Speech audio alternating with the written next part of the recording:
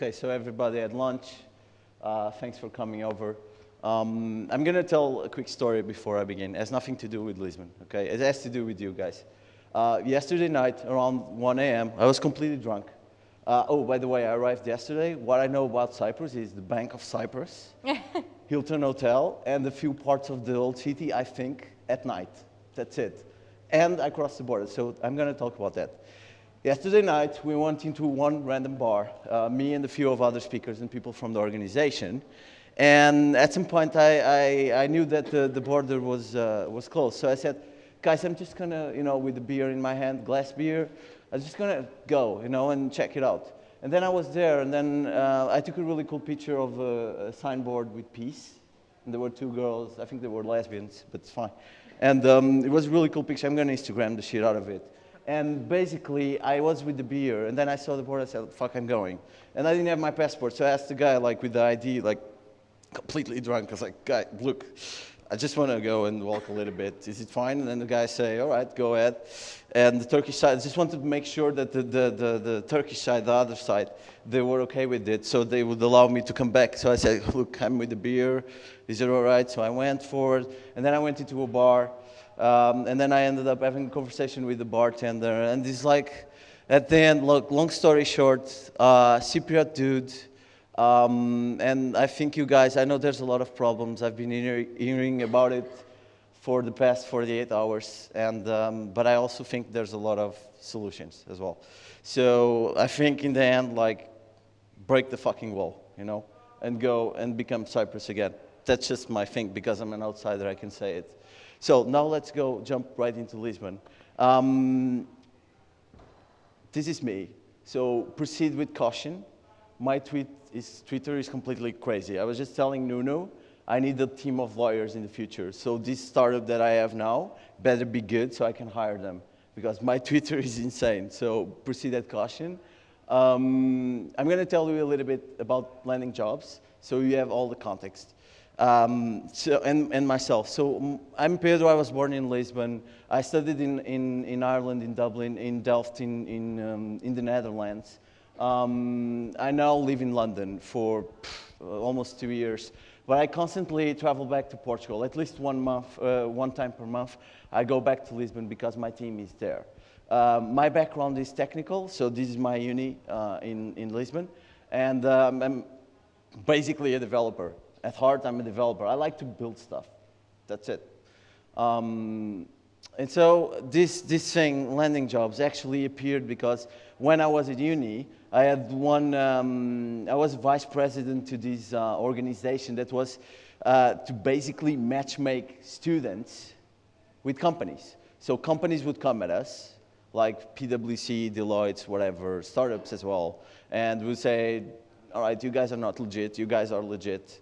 And then we'll match him with my colleagues, basically. So now I realize when we're building Landing.jobs, that's exactly it, but to a whole different scale. So this is basically a shameless plug, I know, but we help people, you register on Landing.jobs, you can search for jobs wherever you want, Lisbon, Berlin, London, and then you can apply. We match you, we have like an Amazon-like matching algorithm going on. And that's it. So we also organize an amazing event in Lisbon every year called the Landing.jobs Festival. That's my team. We have people in Lisbon, Brazil. I don't know where the guy is in Brazil. He's somewhere. He's full remote. Barcelona, one full-time dude in Barcelona, and me in London. And Nuno is also one of the other speakers. Also our advisor is also in London. Now moving on. I'm going to tell you the story about Lisbon in the coast of Portugal, so you understand where I come from. So we have a few similarities with you guys. So the Phoenicians and the Greeks were there in Lisbon. They had like a commercial post, whatever. These guys went there too. They invaded, basically. Then these dudes, the Visigoths, they're basically, they were called the Vandal, I don't know, what was the name? The conquerors of the Roman Empire. We got these guys, the Visigoths. And then these guys came, the Moors from the south, bam, all the way. And then the Crusaders came, and then disappeared. Lisbon, for the first time, was the capital of Portugal long, long time ago, 1150 something, long time ago. We constantly fighting the Spanish. Then this was, when Lisbon started to have relevance in the world. So discoveries to India, so go all the way from Lisbon all the way to Goa in India. Discover Brazil. I mean, there were already people there, but find out all that stuff. Then I put a black screen because we had like 100 years of occupation by Spain, and that's when things started going wrong. We had a massive earthquake, wiped out the whole city. Half of the population died. Earthquake 9 in the Richter scale, so that's like the second biggest earthquake in the world ever. Earthquake followed by tsunami, followed by fires. So everybody died. But it's actually an opportunity because we rebuilt the city, only to get invaded by this dude, Napoleon. And this is actually a nice story because when this guy invaded, well, he actually didn't invade it. He sent one of his generals to do it for him. They invaded 3 or 4 times, and our king decided, okay, fuck this, I'm going to Brazil. And he took all the population and went all the way to Brazil. And Portugal kind of disappeared. Lisbon was gone, like as a, and then this started happening. So this colony stuff started to go down. And then we went from a kingdom to a republic, version 1, then a dictatorship. And then, like after the dictatorship, all the colonies are gone, and the republic too. So that's Portugal right now. So this is the context. A lot of fighting going on, a lot of stuff, and then this happens. European Union, we joined the European Union. So we are on the same step as you guys. Now, I'm telling all of this so you know, like, that we went through a lot of stuff. But in the end, like, there's a lot of things that were actually similar with you, and I'll have a really special treat at the end for you guys. What makes Lisbon so special? I mean, I was talking with a few guys, like, from the startup scene in Lisbon. We were there like 5 years ago, and if you told us, like, 5 years ago, hey, Pedro, Web Summit is coming to Lisbon in 5 years, and it's going to bring 50,000 people in 3 days, and everybody in the room would like roll on the floor laughing, basically. No one believed, all right? So I'm just going to show quick slides on how I think, my vision of why this happened, and I think that you guys will see some of this stuff happening here as well. It's practically like Cyprus, Lisbon and Cyprus. So great weather, great food, great city. Just some note, I'm comparing Lisbon to Cyprus. I know it's a city, I know it's a country, for one simple reason, more or less the same population, and brand-wise, I think both are really good brands. Lisbon brand and Cyprus brand, I think you have a strong brand. Multicultural, all of that story that I told you brought this multiculturality. So if you go around on Lisbon, you have a lot of Brazilians, you have a lot of African people, people from the north of Europe who go there to live and build their businesses as well, Americans, so, and then Chinese as well, because we had people there, like in Macau, they're coming to Portugal as well. So there's like this multicultural environment that you find, especially in Lisbon. I mean, the rest of the country, there's that, but especially in Lisbon, you have it. And that brings like a lot of tolerance, which is great, especially in the days that we are living. This thing happened, and I think you can take this lesson for you guys. The city of Mayor of Lisbon started a few years ago a thing called the participatory budget. What does it mean? Basically, the mayor put some budget, some millions on the side and said, you, the citizens of Lisbon, will decide what to do with this budget. And basically, people started submitting ideas, and then you had to market your ideas, get your friends to vote for ideas, and this was one of the ideas that won. Startup Lisboa. That's where Landing.jobs, my company, was born, my startup was born. And basically, it's the best incubator in Portugal. right now. And the beauty of it is that it was driven by the citizens. The citizens wanted it, all right? And I think, like, when I tell this story to anyone, they go crazy because, I mean, no one does that. Who, like in the government, puts some budget for the citizens to vote? No one. So that happened. It's great. And I think this was like the start. This thing, that's why I gave it so much relevance. Because these guys, I don't know how to put it, they just give you like all the network, all the contacts, mentors, really cheap space for your startups. They make sure that the startups that are in it, they're really good. And also it came from the decision of like everyone. We also have like a bunch of events going on. So I was discussing with a few of you, like I know that there was another event yesterday, and everybody was really, yeah, they decided to do the same event at the same time. I was like, guys, you are 800,000 people, so you can take 2 events at the same time. I know it's tricky, but I think that's really important. I mean, you should have like a lot of events, conferences, on technical conferences, startups. That's how you grow. That's how you start building a community. It's these events that bring people together. And this happened in Lisbon. It was just these things like Go Youth Conference. It's an amazing event. This kid, 18 years old kid, started to build this from the ground up. 1,000 people showed up, brought people from Facebook and other places, Google, whatever. And I see this happening here as well. Universities play the role, definitely. I have to say that universities, it took some time for them to play this role, but they have an important role. I mean, they are like the more technical startups. They come from unis most of the times, and it's like super disruptive startups. It's like, and then like in Lisbon, what happened was like my university and others, they started to have these courses on how to build a company, a startup, using lean startup principles and stuff like that.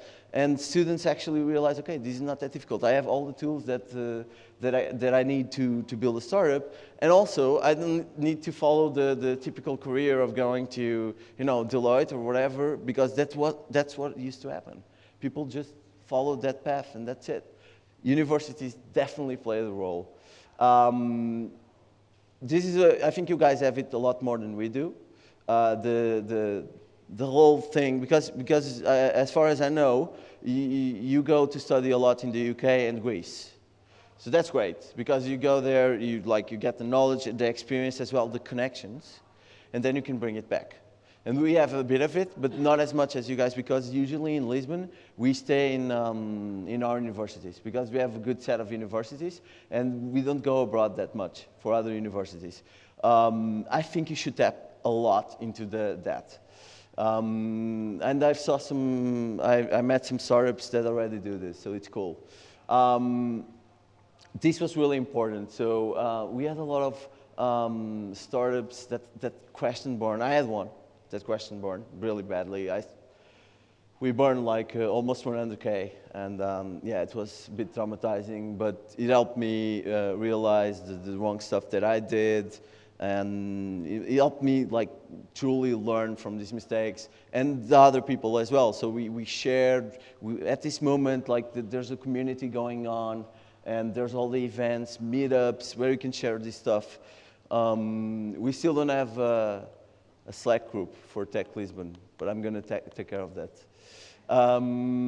So these dynamics are very important. I see this in London. All right, no input. Guys. I'm going to keep going. Anyway. So, I was really happy that yesterday I saw a government official here giving a talk over there, and they didn't have a tie or anything.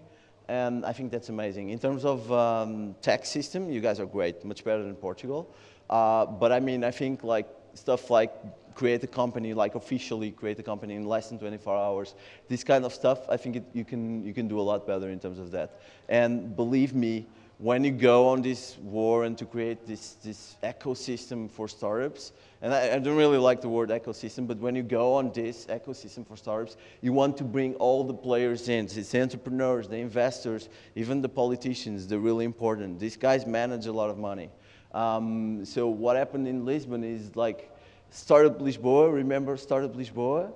It was like a citizen movement, but enabled by politicians, brought it together, and now they understand what we need, and now they're doing like a lot of measures that allow startups to grow better and less costs in the beginning and stuff like that. So what this means is right now we have one Secretary of State that was the CEO of Startup Lisboa, and he really knows what startups need. He knows what we need. I'm going, all right. Another thing that we have in common is Troika. So you guys had Troika, right? We had Troika, and it was really painful. It was really painful, but I like to look at this as an opportunity. So even though we're talking about tech, and no one in tech is really unemployed, to be honest, but I mean, it created this sense, okay, we are on our own, let's do stuff. And even though I don't like to use this, it's fact that it helped. Okay, so I'm not going to lie to you. Crisis was bad, but it has these good things. Also drives people forward in a way. And it was really bad. It wasn't as bad as in Greece with all the fighting and whatever, but it was really bad in Portugal as well. This is what I think you're kind of missing out on this. So as far as I know, you have one known incubator or accelerator. And in Portugal, we have like a lot of this. Not in the size of Berlin or London. We have less, but we have like pre-accelerators. So Startup Pirates is a pre-accelerator, which is for people who don't have an idea, but they want to know if they are cut out to build a startup. So it's even before they accelerate a startup. It's to understand if your material, startup material. Incubator is like Startup Lisboa, and then co-working spaces.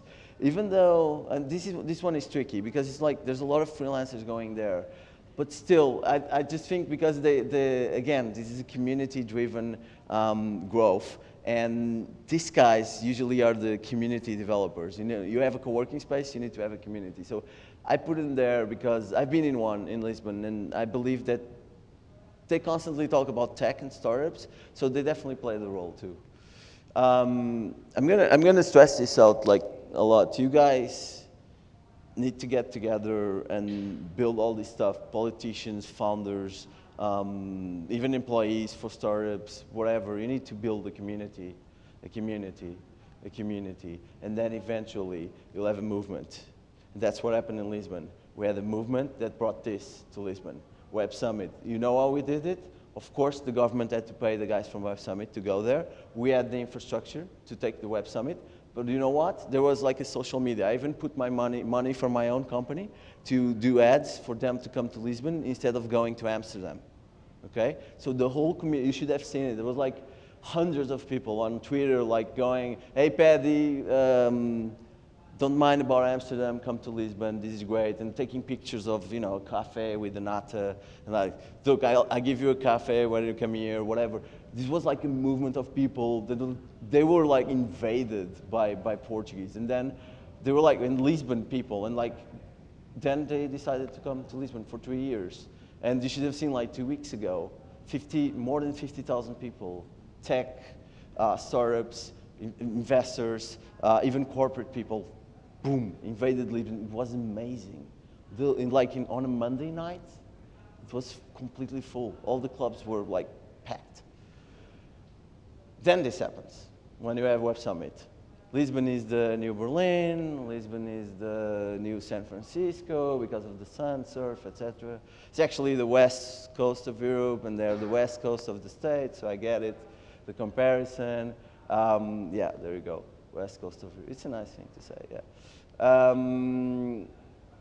And now I had this ready for you guys. So based on you have to cut me some slack here, but I asked a few people around, people that I knew know this ecosystem, your ecosystem, and I tried to compare both. So I went to a few topics out of my mind. So in terms of tech scene, as far as I understand, you guys have a good tech scene. A lot of companies build their tech centers here. So keep going on that. Lisbon as well, great. In terms of external exposure, no. You need to work a lot better on that. So one of the things that you can start doing is, for instance, for these conferences, you should have like Mike Butcher from TechCrunch right here, sitting in the front row, or Robin Waters from TechEU, sitting right there, or whatever guy from Wired.co.uk, sitting here to know you guys. So external exposure is cool. Now, how do you get there? You get there with a lot of work. But these guys, if you pick them at the right moment, at the right time, journalists actually, they're nice people, you know, in the end. And if you get them drunk, they're really nice. Internal exposure, I think you guys have it. So I talked with a few journalists that they are, you know, they are covering this event.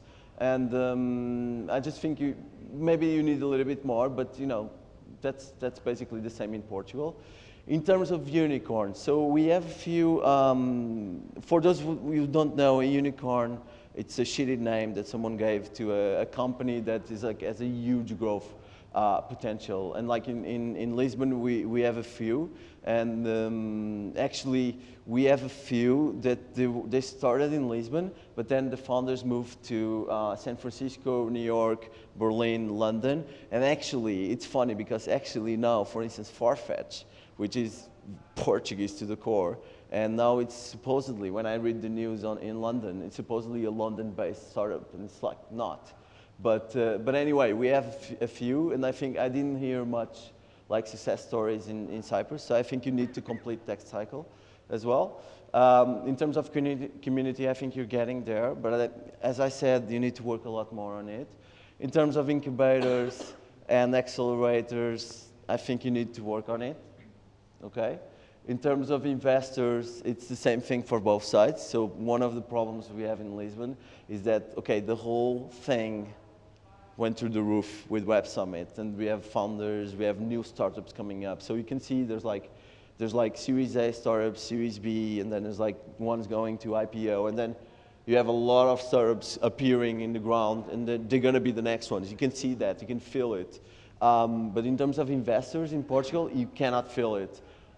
But because we are a movement and we are organized, what the government did was they released a new thing called, it's a fund of 250 million euros from the state that basically, if an investor, like a foreign investor comes in, the state would put half. For instance, if an investor from Germany wants to invest in Landing.jobs and put like 5 million, the government will put half of that, 2.5. It's really amazing for investors. They're like, whoa, I want to go just for that.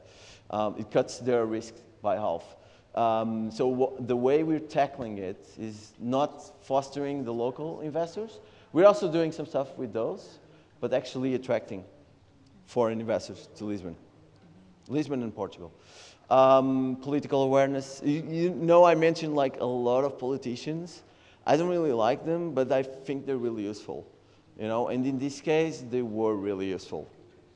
I think you have it. To be honest, I think you have it. Great lifestyle, yes, blah, blah, blah. We have great countries, great. Lisbon and Cyprus are amazing. Local entrepreneurs, I've met a few. I think you are there. It's just a matter of keep building the community. Diaspora support is the one I think you're actually better than Lisbon.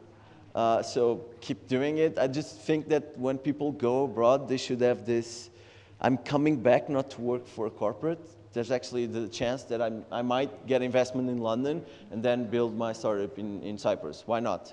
And then universities, I mean, it's a trade-off because you guys, you have a lot of people who go and study abroad.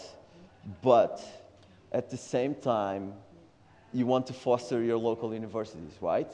So this is a trade-off.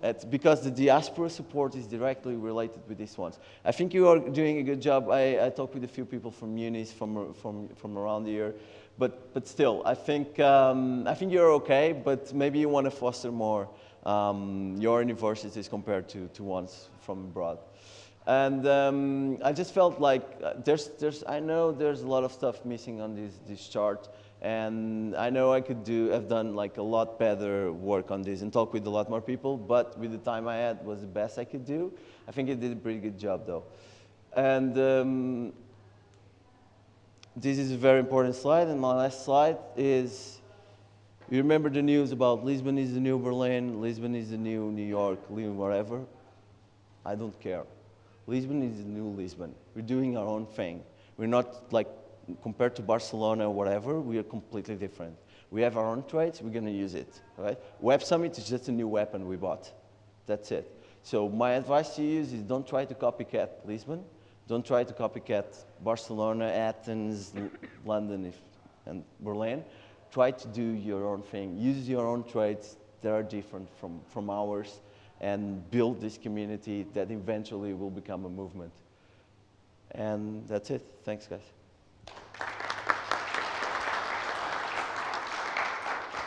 Thank you very much, Pedro. Any questions?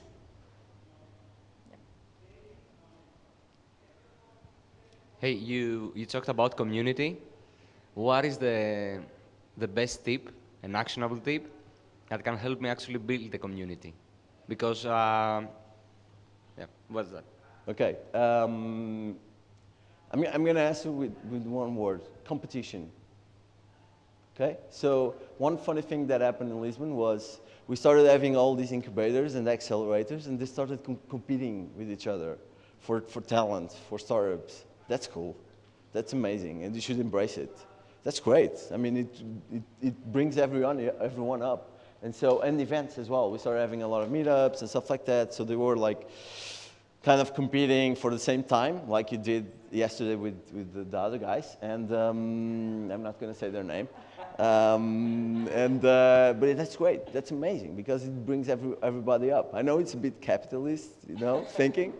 But, it was great to see that, and you have options, That's great. I think it was really important. Any other questions? No? Yeah. Oh, yes.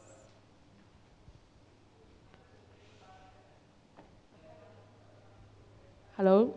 Hi, Pedro. Thanks for the talk. Actually, I didn't think my question through, but I was thinking, from what I can see in Cyprus, because we're a small island,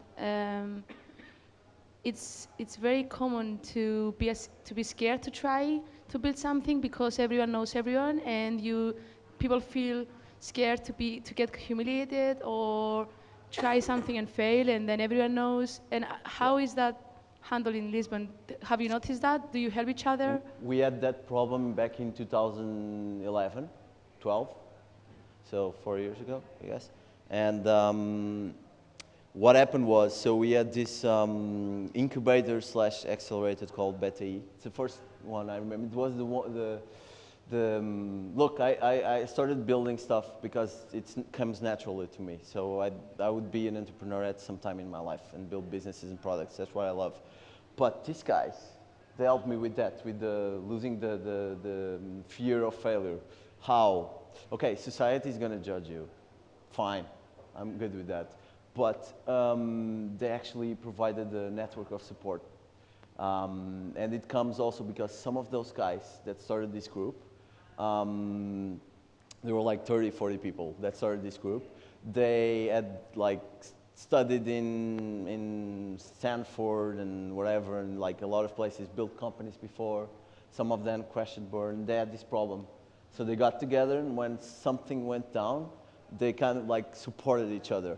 And what you see today, for instance, I know a lot of founder friends that basically they are on their second, third startup, and it's fine, and they're doing so much better now, like so much better. And I feel that this network, this first network, in the specific case of Lisbon, was really important in the beginning. I don't think they realized how important it was, but looking in hindsight, and now it's easy to look back and say, yeah, it was important. But these guys were really important because everybody else was judging, like if you fail, you're failed, dude. But these guys were not. And so you focused on this, not the rest. Another question. And usually these guys had a lot of connections, so it was good as well. Was that the network like a non-profit organization like Cypriot Enterprise Link, or did you have another organization like CEL who would promote events and conferences like this one? So they were a non-profit, these guys. I think that was the question, right? So they were a non-profit, but they also, because it comes organically, they started to promote events as well. They organize, so these guys today, they organize a Lisbon Investment Summit. So they bring all the investors from around the world to Lisbon for 3 days. Investors only event. This started before Web Summit. Okay, so it's a non-profit, yeah. But then they also did other stuff.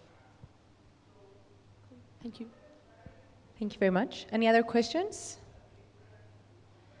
So I wanted to ask, what was the role of stakeholders and the government in having the Web Summit in Lisbon? I mean, were they supportive, and how did you approach them? Easy answer to that.